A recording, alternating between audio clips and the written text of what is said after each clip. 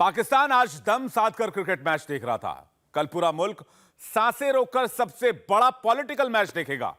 कल का दिन इमरान खान और पीएम शहबाज शरीफ के बीच फाइनल के तौर पर देखा जा रहा है और इस मैच में अंपायर के तौर पर खड़ी है पाकिस्तानी फौज।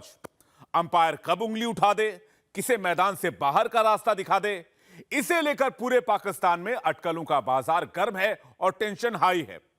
कल यानी गुरुवार से इमरान का लॉन्ग मार्च दोबारा शुरू होगा और यह मौका पाकिस्तान के इतिहास में दर्ज हो सकता है।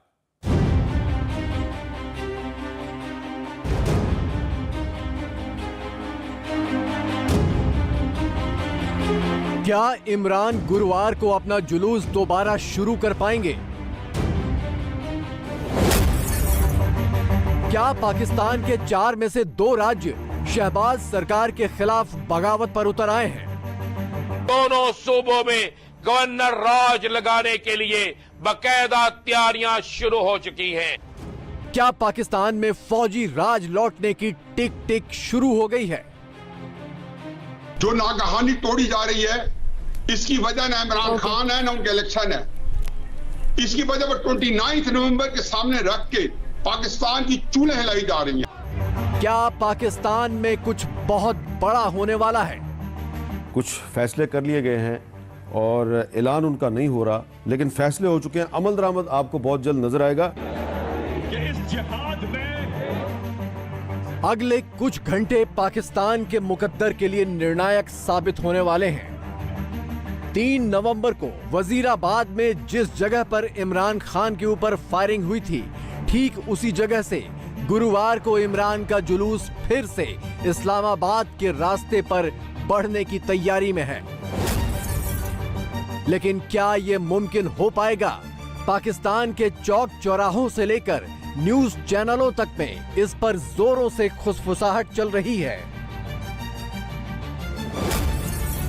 तो मैं आपको आज इमरान खान साहब का एक पुराना क्लिप सुनवाता हूं।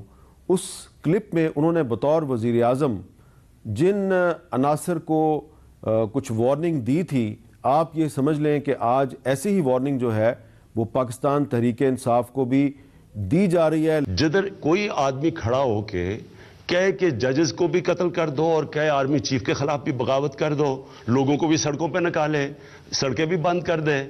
अगर सुप्रीम कोर्ट इनके कहने के मुताबिक, इनकी मनपसंदी के मुताबिक फैसला नहीं करता, तो इसका मतलब ये फैसला ही नहीं मानते। इसका मतलब सड़कों पे आ जाएंगे, मुल्क को रोक देंगे। यानी कोई मुल्क चल सकता है ऐसे?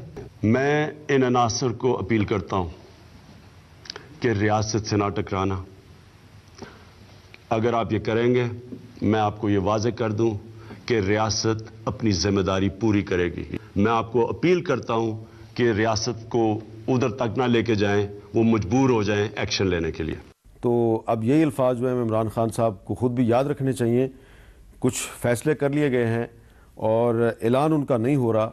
पता नहीं ऐलान होगा या नहीं होगा, लेकिन फैसले हो चुके हैं। अमल दरामद आपको बहुत जल्द नजर आएगा।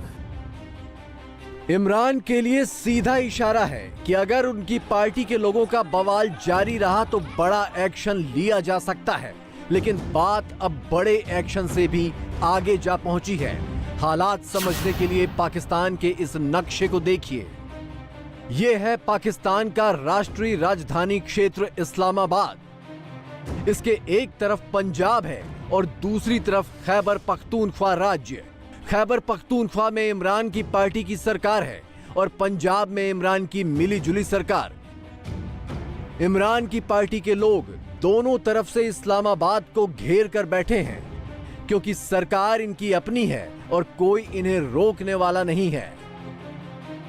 लिहाजा माना जा रहा है कि इमरान को रोकने के लिए खैबर पख्तूनख्वा और पंजाब सरकारों को दरकिनार करने की तैयारी हो चुकी है। दोनों सूबों में गवर्नर राज लगाने के लिए बाकायदा तैयारियां शुरू हो चुकी हैं। इस वक्त में वो डॉक्यूमेंट्स तैयार हो चुके हैं और बाकायदा हुकूमत की कानूनी टीमें उस पर अपना काम मुकम्मल कर चुकी हैं। बस इंतजार है किसी तरफ से ऐलान का, इंतजार है किसी तरफ से किसी अहम तरीन मैसेज का। मेरे पास अहम तरीन जराये से यह खबर आ चुकी है कि जिन लोगों जिनके मैंने रात को कहा था कि 4 बड़ी गिरफ्तारियां होंगे। इमरान के निशाने पर आए गृहमंत्री राणा सनाउल्लाह खुद भी पंजाब और खैबर पख्तूनख्वा राज्यों की सरकारों को लेकर अपने इरादों का इशारा दे चुके हैं। तो ये सूबाई हुकूमतें जो हैं उनकी जिम्मेदारी है। आज फेडरल गवर्नमेंट वजारत दाखिला ने इन राइटिंग ये जिम्मेदारी सूबाई हुकूमतों को, KPK और पंजाब को जो है ये याद दिलाई है। लेकिन पाकिस्तान का बवाल इतना सीधा भी नहीं है। मान लिया जाए कि अगर शहबाज सरकार इमरान की सरकार वाले दोनों राज्यों को रोकने के लिए गवर्नर रूल लगा भी दे तो क्या मामला खत्म हो जाएगा? इसमें कुछ छुपी हुई बात तो है नहीं कि जनरल फैज़ के बड़े तल्लकात हैं खान साहब के साथ। खान साहब चाहते हैं उनको बनाएं चीफ भी, तो ये इशू तो चल रहा है, ये कोई छुपी हुई बात तो नहीं है। 2014 से लेके और 2021-22 तक जो इंटेलिजेंस एजेंसी है उनकी तरफ से ये तो इस्टेब्लिश हो चुका है कि खान साहब को बनाया गया, उठाया गया, लड़ाया गया। मेरा ख्याल है कि वो अभी भी इशारों पे चल रहे हैं और जो इशारे उनकी तरफ से आ रहे हैं जो इनके हमदर्दी हैं एजेंसी के अंदर। ये नहीं कि मैं कह रहा कि डिवीज़न होगी। आज की जो एजेंसी है उसके अंदर कोई डिवीज़न नहीं है। अच्छा। मगर ये आज की एजेंसी और कल की एजेंसी में बड़ा फ़र्क है ना। एक तरफ खान साहब अपनी लॉन्ग मार्च की धमकी चल रही है, उधर आर्मी चीफ की तब्दीली के दिन कम होते जा रहे हैं, वो भी एक अनाउंसमेंट करनी है। अगर नहीं टाइम पे करेंगे वो भी मसला बन सकता है। जब तक खान साहब का लॉन्ग मार्च फेल नहीं होगा, मेरी ये असेसमेंट है, खान साहब बात नहीं मानेंगे किसी किस्म की। और मगर अभी तक तो ना कामयाब हुआ है ना फेल हुआ है, तो इसलिए मैं ये कहता हूँ कि अगले 10-15 दिन बड़े क्रिटिकल हैं। इमरान के अरमानों की राह में असल रोड़ा फौज का है।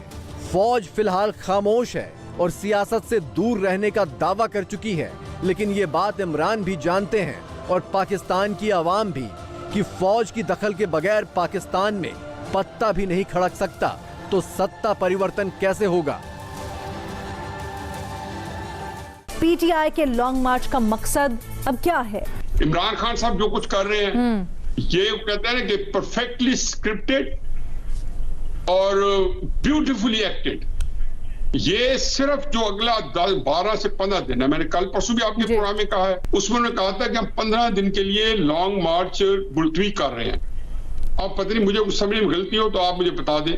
फिर उसके 2 दिन बाद उन्होंने फरमाया कि जी मैं अब मंगल को शुरू कर रहा हूं, फिर मंगल से थर्सडे हो गया। मेरा अपना ख्याल है कि इसका ताल्लुक, ये लॉन्ग मार्च का ताल्लुक इमरान खान साहब की सियासत कम है और कई जो फैक्टर है जिसकी तरफ से एक सोहेल साहब ने इशारा किया उसकी तरफ ज्यादा है, क्योंकि मेरा नहीं ख्याल कि इस तरह आसानी से जो है ना चेंज ऑफ कमांड हमारी होती है या इस तरह की चीज होती है, उसकी बड़े ताश आता है। जो नागहानी तोड़ी जा रही है इसकी वजह ना इमरान खान है ना उनके इलेक्शन है। इसकी वजह पर 29 नवंबर के सामने रख के पाकिस्तान की चूल्हे हिलाई जा रही हैं। ना इलेक्शन मिलते हैं, अच्छा, ना ये जो है इमरान खान साहब का लॉन्ग मार्च इस्लामाबाद में दाखिल हो सकेगा। अच्छा, और अदालत तहफ़्फ़ुज़ दे या ना दे, लेकिन जो अज़ाइम है उनके चांसेस जरूर हैं। तो फिर इमरान का प्लान क्या है? खैबर पख्तूनख्वा राज्य में 10 साल बाद तालिबान की वापसी हो चुकी है। KPK में इमरान की सरकार तालिबानियों पर कोई एक्शन नहीं ले रही है।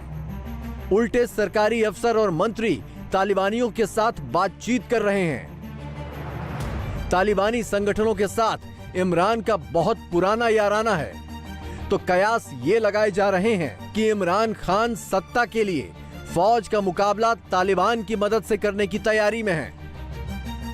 इमरान खान साहब जो हालिया बयानात दे रहे हैं वो ये कह रहे हैं कि मेरा फौज से कोई मसला नहीं था, एहतसाब के मामले पर मसला बना। अगर एक पेज पर थे तो अब खान साहब इतनी मुखालिफत क्यों कर रहे हैं? ऐसे आदमी से, ऐसे शख्स से बातचीत नहीं होनी चाहिए, कभी नहीं होनी चाहिए।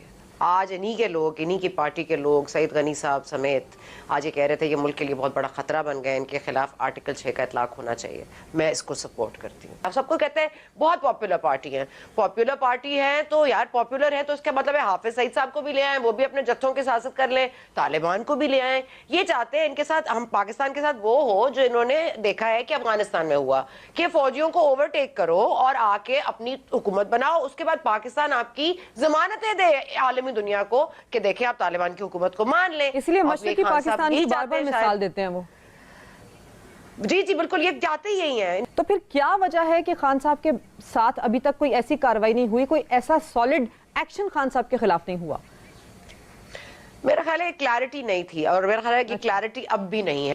और इमरान खान साहब शोर मचाते रहेंगे अल्हम्दुलिल्लाह, क्योंकि वो चाहते हैं कि ना उनको कोई पकड़ धक्कड़ हो, ना उनको फॉरेन फंडिंग का जवाब देना पड़े, ना उनको तोशाखाना का जवाब देना पड़े। वो इतने बड़े बन जाए कि आज वो डीजीसी पे भी इल्जाम लगा दें, आज वो शहबाज शरीफ साहब का भी इस्तीफा ले लें। इमरान चाहते तो ये थे कि किसी तरह से समझौता हो जाए और फौज फिर से उनकी मददगार बन जाए, लेकिन ऐसा हो नहीं सका। लिहाजा फौज को लेकर उनके बयान बार बार बदल रहे हैं। Difficult to understand is whether you want the military out of Pakistan's politics or do you want the military on your side in Pakistan's politics? Which is it? Look, Honourable, let me say one thing. In the 200-year history of Test cricket, international cricket, I am the captain who brought in neutral umpires. For me, right now, the most important thing in Pakistan, the most important thing, one most important thing, is how do we get out of this quagmire? How do we get out of this situation right now? As a Pakistani, I'm genuinely worried that we will, if we default, our currency is falling. Having elections at their own time does not bother me as a political party because everyone knows we are growing. The party is growing by the day. But it's possible that we would reach a stage in Pakistan where it could become impossible to govern for everyone. मुझे सिर्फ ये बताओ कि सवाल क्या था और जवाब क्या मिला। सो ये सारी बातें और न्यूट्रल एम्पायर की उन्होंने बात की कि आई एम द वन जो कि क्रिकेट में न्यूट्रल एम्पायर लाए थे, लेकिन यहाँ पे आके वो कहते हैं कि न्यूट्रल तो होना नहीं चाहिए इंसान को और हमारी इस्टेब्लिशमेंट या फौज को तो बिल्कुल ही न्यूट्रल नहीं होना चाहिए। सो ये सारी बात।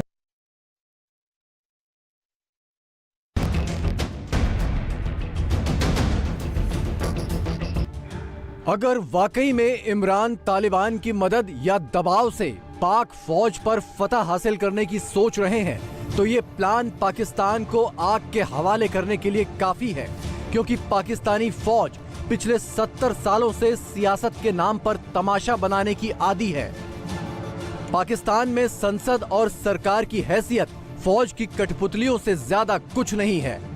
पार्लियामेंट जो है वो एक फाइनल अथॉरिटी होती है मुल्क के किसी भी मामले में, लेकिन आपकी पार्लियामेंट की ये हालत हो कि वो आपकी खुफिया एजेंसियों के इशारे पे नाच रही हो या खुफिया एजेंसियों के कहने पे आपकी पार्लियामेंट के अंदर जो है वो तोड़फोड़ और चेंज ऑफ जो अलायंसेस है और जो प्राइम मिनिस्टर है और जो भी होता रहा है माजी में आपने देखा, तो इसका मतलब यही है ना कि रूल ऑफ लॉ तो फिर नहीं है। मुल्क की किसी कुव्वत को ये इख्तियार नहीं होना चाहिए कि वो आके उसको अपनी मर्जी के मुताबिक मैनिपुलेट करे या डिक्टेट करे या चलाए, जो पाकिस्तान में 70 साल से हो रहा है। मुल्क में कुछ ऐसी फोर्सेस हैं जिन पे आपका कॉन्स्टिट्यूशन अप्लाई नहीं हो रहा है और वो एक्स्ट्रा कॉन्स्टिट्यूशनल और एक्स्ट्रा लीगल इकदामात करके तो आपके सिस्टम को जो है वो मैनिपुलेट कर रहे हैं और चला रहे हैं। फौज अपने बैरकों में या अपने क्वार्टर्स में रह के तो मुल्क को जो खतरात बैरूनी कुव्वतों और फौजों की तरफ से दरपेश हैं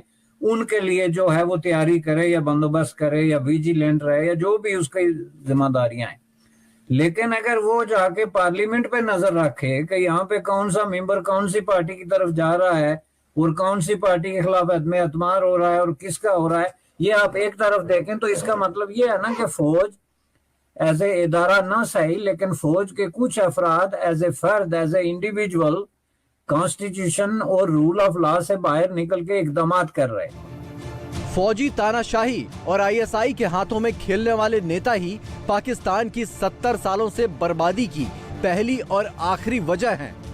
पाकिस्तान में इस बात पर जोरों से बहस हो रही है कि इसी सियासी रस्साकशी ने मुल्क को कंगाली के कगार पर लाकर खड़ा कर दिया है। 75 सालों में टैलेंट सारा इधर फिर रहा है। ये देखें, ये बर्गर शवारमे की दुकानें लगा के बैठे हुए हैं ना, कहाँ पे अपॉर्चुनिटीज़ हैं। जो बच्चा हमारे पास यहाँ पे पढ़ता है पाकिस्तान में, उसने माशाल्लाह सिविल इंजीनियरिंग की है कि जॉब नहीं उसको मिल रही, लेट्स सपोज ना, और फिर वो मास्टर्स करता है और फिर वो बाहर किस लिए चला जाता है, PhD करने चला जाता है ना। पाकिस्तान में अपॉर्चुनिटीज़ नहीं है, उसको उतना पे नहीं करते। देखिए जी, पाकिस्तान की जितनी हमारी एज है, पाकिस्तान इसी कंडीशन में रहा है, ठीक है। इसका कल का नहीं पता, आज का नहीं पता, लेकिन खुदा का शुक्र है 75 साल पाकिस्तान में गुजर गया ना। हम इंडिया को ब्लेम क्यों करते हैं फिर हर बात के लिए? बात यही आ जाती है, जो हमारे सियासतदान हैं उन्होंने पॉइंट स्कोरिंग करनी होती है, ठीक है। अब उनसे कुछ नहीं होगा तो वो स्टेटमेंट तो देंगे ना, ये जी इंडिया का हाथ है, इंडिया का। हमारे पाकिस्तान में तो ऐसे एलिमेंट हैं ना। हमारे पाकिस्तान में कौन से, देखिए हर जगह ये टेररिस्ट अटैक होते हैं, हर तरह की एक्टिविटी होती है जो पाकिस्तान के अगेंस्ट हो रही है ना। तो हर एक्टिविटी के पीछे इंडिया तो नहीं है। इंडिया जो है वो एक, जिसको हम कह सकते हैं ना कि आज़ाद फॉरेन पॉलिसी का कायल है, और वो एक बैलेंस्ड रिलेशन रखना चाहता है all over the world with different countries. Muslim, non Muslim जितने भी ममालिक हैं, इवन अब ईरान जो है उसने पिछले दिनों इंडिया के साथ ट्रेड का ख्वाहिश का इजहार किया और बेहतर ताल्लुकात में जाने का इजहार किया, लेकिन पाकिस्तानी जो है अब इसी बात पर अड़े हैं कि इंडिया जो है वो हमारा दुश्मन है। नहीं जी, देखें ये थिंकिंग गलत है। दुश्मन है, अगर आपको उससे कोई एडवांटेज मिल रहा है, कोई बेनिफिट मिल रहा है तो आप लें, आपके मुल्क के लिए बेहतर है। मौजूदा हाल में पाकिस्तान के सामने अंधेरा ही अंधेरा है। उससे कोई एडवांटेज मिल रहा है, कोई बेनिफिट मिल रहा है तो आप लें, आपके मुल्क के लिए बेहतर है। मौजूदा हाल में पाकिस्तान के सामने अंधेरा ही अंधेरा है। अगर फौज जीती तो वही सड़ा गला सिस्टम आगे भी जारी रहेगा, और अगर इमरान जीत गए तो पाकिस्तान को दूसरा अफगानिस्तान बनने में देर नहीं लगेगी।